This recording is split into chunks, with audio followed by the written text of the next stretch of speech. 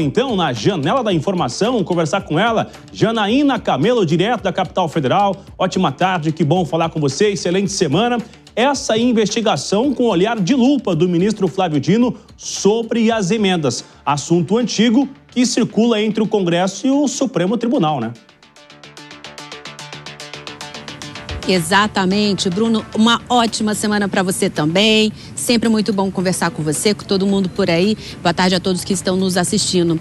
Exatamente, um olhar de lupa, né, do ministro Flávio Dino que ele tem feito aí nos últimos meses, desde o ano passado, ele tem feito uma investigação ali precisa com relação a isso, com apoio de outros órgãos ali, como Controladoria Geral da União, para verificar se tudo está sendo feito conforme foi determinado pelo Supremo ali na execução das emendas PIX, né, com transparência, com rastreabilidade, enfim. E aí hoje saiu mais uma decisão do ministro, que é o quê, Bruno? Ele suspendeu o pagamento de emendas PIX para 9 municípios, incluindo a capital do Rio de Janeiro. São emendas que já tinham sido indicadas, tá? Emendas PIX. Só lembrando que aquelas emendas PIX são aquelas que são emendas individuais, né? Que elas são transferidas diretamente ali para o município. E aí o ministro Flávio Dino, ele decidiu suspender essas emendas que já tinham sido indicadas entre 2020 e 2024, que foram exatamente emendas que estavam sendo auditadas pela Controladoria Geral da União. Então, de certo, boa parte dessas emendas, inclusive, já foram executadas, né, Bruno? Mas parte ali do ano passado, por exemplo, obviamente ainda estão ali em execução. Mas, enfim, esses 9 municípios fazem parte de 10 municípios que mais receberam emendas PIX entre 2020 e 2024, porque o ministro Flávio Dino havia pedido isso no ano passado, em outubro do ano passado, à CGU, que fizesse essa auditoria entre os municípios, que descobrisse quais são os municípios que mais receberam emendas PIX, essas emendas individuais. E aí se chegou a esse número de 10 municípios, que incluía ali entre as capitais, a capital do Rio de Janeiro, a capital de São Paulo, enfim. Esses 10 municípios receberam entre 2020 e 2024 um total de 724 milhões de reais. Depois dessa auditoria feita, foi ali avisado a todos esses municípios que regularizassem ali, porque foi identificado irregularidades, por exemplo, no plano de trabalho. O plano de trabalho é aquela elaboração exigida ali, de toda a questão da transparência e tudo, onde os parlamentares, eles indicam ali, os parlamentares e também o executivo indicam de onde veio esse dinheiro, quem foi o parlamentar que indicou, para onde que vai esse dinheiro, qual município, em que obra, em que projeto esse dinheiro vai ser aplicado. E aí, depois disso, apenas São Paulo, a capital de São Paulo, fez esse trabalho e entregou esse trabalho regularmente ali, com tudo certinho, conforme havia sido determinado. Os outros 9 municípios, houve falhas, foi identificado ali falhas de transparência no repasse para todos esses, e aí o valor total ali dessas emendas entre 2020 e 2024 para esses 9 municípios, 670 milhões de reais, então que devem ser suspensos imediatamente, suspenso o pagamento, mas boa parte já deve ter sido ali executado. Então, ali tem entre eles Rio de Janeiro, capital do Rio de Janeiro, com 50 milhões de reais, São João de Meriti, também no Rio de Janeiro, com 58 milhões de reais, Carapicuíba, em São Paulo, com 150 milhões de reais, Macapá, com 128 milhões de reais no Amapá, Camaçari, na Bahia, 45 milhões de reais, Coraçal de Maria, em Bahia, também, 44 milhões de reais, São Luís do Anaú, em Roraima, 89 milhões de reais, Iracema, em Roraima também, com 55 milhões de reais, e Sena, Madureira, no Acre, 46 milhões de reais. Além do plano de trabalho, Bruno, que foi ali identificado que não foi feito da melhor forma, também o ministro, segundo ali o relatório da CGU, indicou ali indícios de superfaturamento, desvio de recursos, favorecimento de empresas, ausência de comprovação de compras de bens. Então, por isso, esses municípios vão precisar entregar informações para a Polícia Federal. Vão ser abertos inquéritos pela Polícia Federal para investigar toda essa questão. Então, mais uma decisão ali do ministro Flávio Dino em cima das emendas do Congresso Nacional.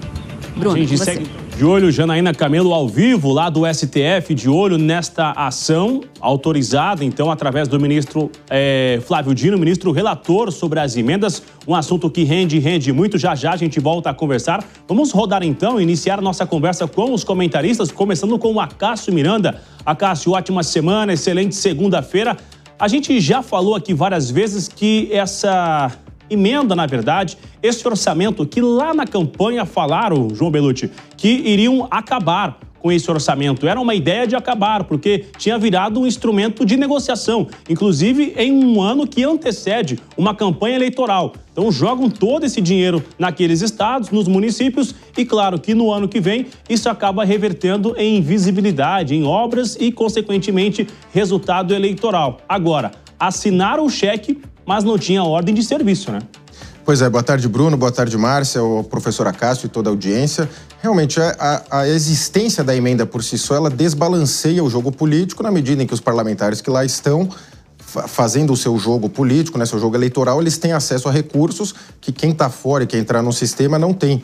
E é impossível deixar indissociado a questão da emenda de interesses eleitorais. Então, a emenda é um instrumento dos parlamentos municipais, estaduais e federal, e que em algum momento ele vai ter que ser enfrentado numa reforma administrativa ou mesmo numa reforma constitucional, já que ele é bastante questionável. De todo modo, o Supremo Tribunal Federal vem interferindo na política, em todo o campo político, e não seria diferente nas emendas. Uma vez acionado, o Flávio Dino fez essa espécie de parceria junto com a Controladoria Geral da União, que vem, ora, vira e mexe apontando, aqui tem um indício de superfaturamento, ali tem um indício que não apresentou o plano de execução, o plano de trabalho, não abasteceu o portal da transparência, e vem cada hora fiscalizando ali municípios específicos. A gente espera que os municípios forneçam. Agora, eu volto a insistir, a questão da emenda deve ser discutida futuramente, na medida em que esses valores desbalanceiam o jogo. E a Controladoria Geral da União que avance, lembrando que essa fiscalização, devido ao volume de emendas, é sempre, infelizmente, por uma mera amostragem, não no todo das emendas.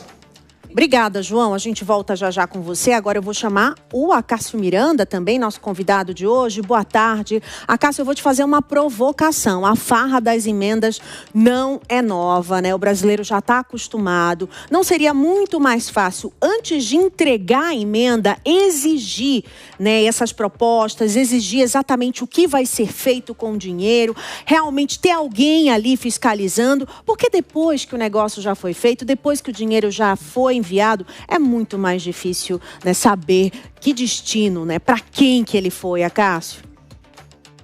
Boa tarde, Márcia, boa tarde, Bruno, boa tarde, Belucci, boa tarde especial à nossa audiência. A sua pergunta não é só uma provocação, Márcia. A sua pergunta condiz com a lógica, condiz com todos os preceitos que nós temos previstos no nosso país. Porém, há uma casta ou há algumas castas no nosso país que estão acima do bem, estão acima do mal, estão acima da observância da legislação.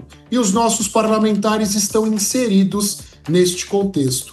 Por mais que a Constituição exija transparência, por mais que a legislação exija projetos e algo que o valha, isso não acontece na prática. Nós tínhamos até pouco tempo atrás, as emendas secretas, sem que nós soubéssemos quem era o responsável por enviar esta emenda. Então é óbvio que isso não condiz com a nossa legislação, mas é uma pena que o Supremo tenha se debruçado sobre isso somente agora, onde o país está inserido numa discussão que vai muito além disso, numa discussão muito maior do que essa.